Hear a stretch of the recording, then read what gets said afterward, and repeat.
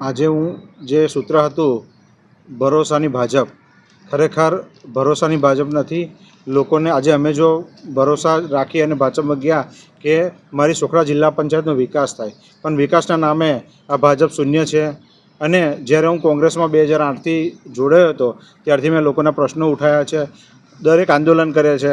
લાઇટો માટે તમે જોઈએ કે પ્રોબ્લેમ હોય તો ભાજપના કોઈ નેતા ગ્રાઉન્ડ પર ના આવે, એસી કેબિનમાં બેસી રહે. અમે સતત જીબીના અધિકારીઓને રિક્વેસ્ટ કરી અને અમારા વિસ્તારમાં સારું એવું કામ કરાયું છે.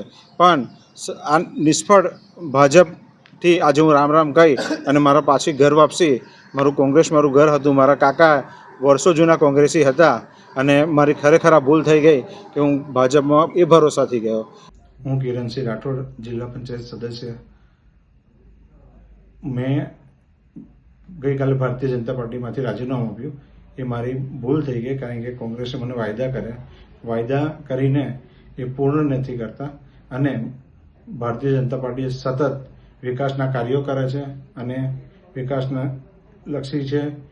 ટ્રિપલ એન્જિનની સરકાર છે અને ભારતીય જનતા પાર્ટી હર હંમેશ નાનામાં નાના કાર્યકર્તાનું ચિંતા કરતી હોય છે અને હું ભારતીય જનતા પાર્ટીનો સનિષ્ઠ કાર્યકર છું.